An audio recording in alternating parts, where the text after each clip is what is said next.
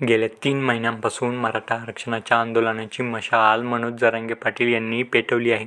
जरांगे पाटील यांच्या आंदोलनामुळे मुख्यमंत्री एकनाथ शिंदे यांनी मराठा समाजाच्या कुणबी नोंदी शोधून त्यांना ओबीसीमधून आरक्षण देण्याचा निर्णय जाहीर केला. सरकार चर्चेच्या भूमिकेत आहे हे दाखवून मुख्यमंत्र्यांनी आंदोलन शमवण्याचा प्रयत्न केला. पण शिंदे सरकारच्या मंत्रिमंडळातील मंत्री छगन भुजबळ यांनी जरांगे पाटील यांच्यावर जोरदार टीका करायला सुरुवात केली. ओबीसी एल्गार सभेतून मंत्री छगन भुजबळांनी जाहीरपणे सरकारवरही टीका केली. नेत्यांच्या गावबंदीबाबतही त्यांनी संताप व्यक्त केला.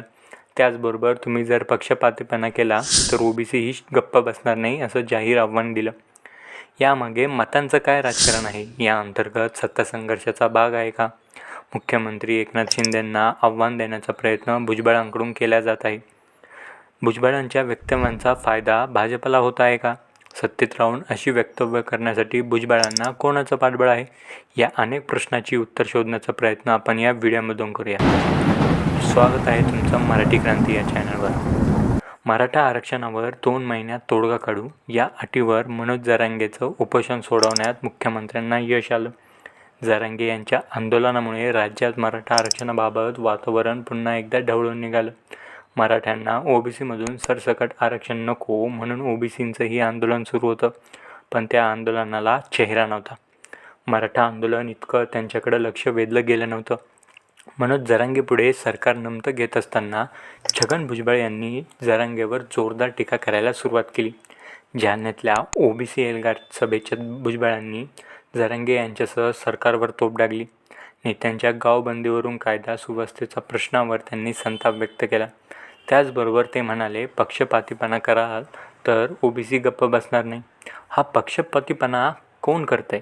या प्रश्नावर त्यांनी थेट उत्तर देणं टाळलं असलं तरी सरकारमधल्या प्रमुखांवर त्यांचा रोख असल्याचं स्पष्ट दिसतं. त्यानंतर भुजबळांनी मुख्यमंत्र्यांकडे रोख असलेली अनेक वक्तव्य केली. मराठवाडा हा निजामांकडे होता म्हणून मराठवाड्यातील लोकांनी आम्ही मागासवर्गीय असल्याची मागणी केली. त्यांची कागदपत्रे तेलंगणात आहेत. ती शिंदे समितीकडून तपासली गेली आहेत. ओबीसी प्रमाणपत्राचा विषय हा मराठवाड्यापुरता होता. तो संपलेला आहे. संपूर्ण महाराष्ट्रात काम करण्याची काही गरज नाही. शिंदे समिती बरखास्त करण्यात यावी हे वक्तव्य करून छगन भुजबळ यांनी एकनाथ शिंदेंनाच आव्हान देण्याचा प्रयत्न होत असल्याची टीका उलगली आहे. कुणबी नोंदी शोधण्यासाठी शिंदे समितीची स्थापना आणि मराठवाड्याव्यतिरिक्त राज्यभर या समितीचं काम करण्याचा निर्णय मुख्यमंत्र्यांच्या अध्यक्षतेखाली झाला होता. मग तेव्हा भुजबळांनी हा निर्णयाला का विरोध केला नाही? मंत्रिमंडळातील मंत्री असताना जाहीरपणे बोलण्याचा काय अर्थ आहे? याबाबत शिंदे गटाचे प्रवक्ते आणि आमदार संजय शिरसाट मीडियाशी बोलताना म्हणाले की समितीचा हा निर्णय मंत्रिमंडळाच्या बैठकीत झाला आहे. त्या बैठकीत भुजबळ होते. जर त्यांना काही आक्षेप असेल तर त्यांनी त्यावेळेस मुख्यमंत्र्यांशी चर्चा करू शकत होते. जाहीरपणे वक्तव्य करण्यापेक्षा जर त्यांनी बैठकीत चर्चा केली तर बरं होईल असेही ते म्हणाले. त्याचबरोबर भुजबळांनी मराठा आंदोलनावेळी झालेल्या हिंसाचारावर आणि राज्यातील कायदा सुव्यवस्थेवर बोट ठेवले. ते म्हणाले, माझ्यावर हल्ले झाले त्यापेक्षा पोलिसांवर हल्ले झाले हे महत्त्वाचे आहे. महिला पोलीस जखमी झाल्या. सध्या पोलीस हतबल झाले आहेत कारण जखमी झाल्यावर कारवाई पोलिसांवरच करण्यात आली आहे.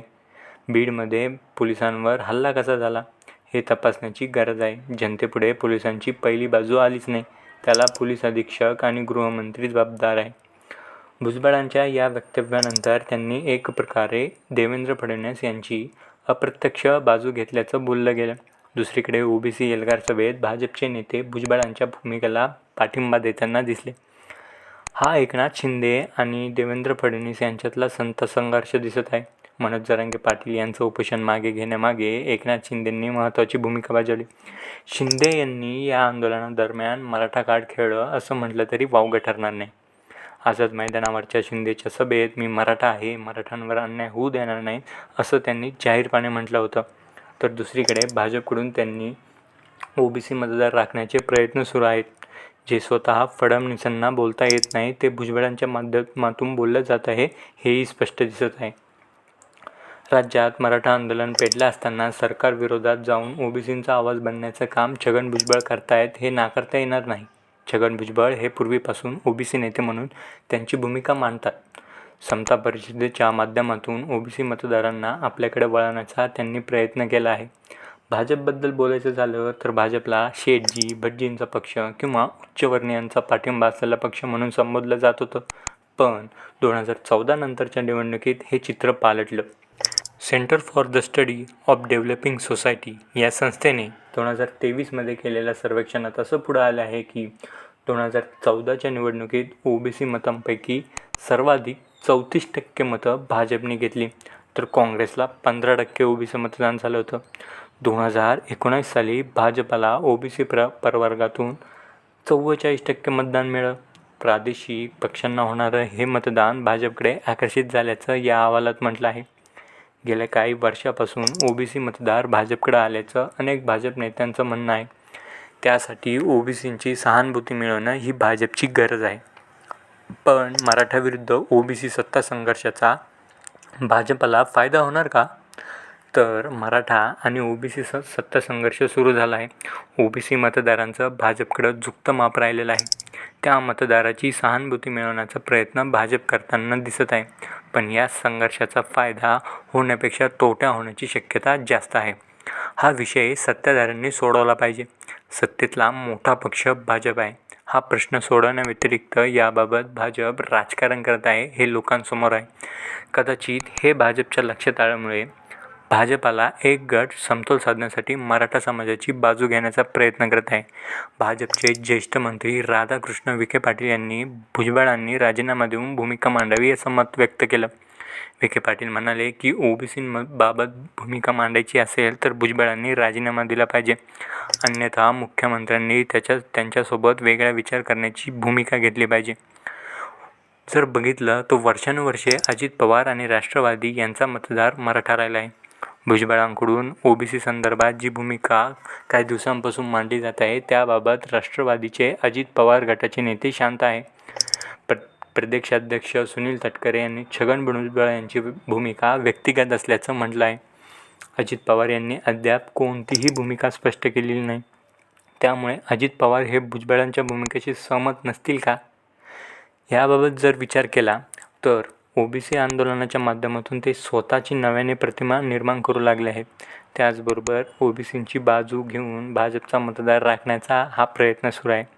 मी राजीनामा द्यायला तयार आहे असं वक्तव्य करणं म्हणजे त्यांनी स्वतःचा भाजपकडे जाणारा रस्ता तयार केला आहे असं दिसत आहे.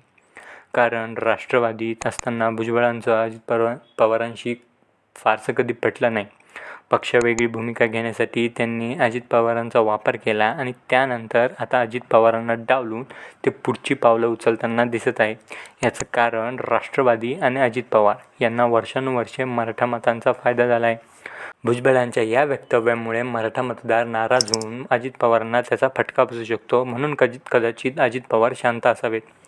आताच्या राजकीय परिस्थितीनंतर राजकारण्यांची भूमिका त्यांचे हितसंबंध आणि भविष्य यावर अवलंबून आहे. भुजबळ जे बोलले आहेत त्यामागेच नक्कीच राजकारण आहे. ओबीसींच्या आरक्षणाची चिंता म्हणून मी बोलतोय असं भुजबळ जरी सांगत आहे तरी त्यांना चिंता असेलही. पण मग जेव्हा महाविकास आघाडी सरकार असताना ओबीसीचं राजकीय आरक्षण गेलं तेव्हा ते का इतके आक्रमकपणे बोलले नाहीत? त्यांनी भाजप सरकारला दोष दिला. तो प्रश्न अजूनही सुटलेला नाही तरी ते याबाबत बोलत नाही.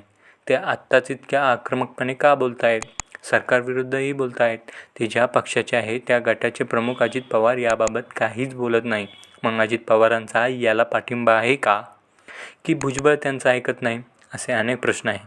त्यामुळे आताच्या राजकारणात आणि राजकारण ते नेत्यांच्या राजकीय संबंधावर अवलंबून आहे. तुमच्या याबाबतच्या प्रतिक्रिया नक्की कळवा आणि माहितीपूर्ण व्हिडिओ बघण्यासाठी मराठी क्रांतीला नक्कीच सबस्क्राईब करा. धन्यवाद.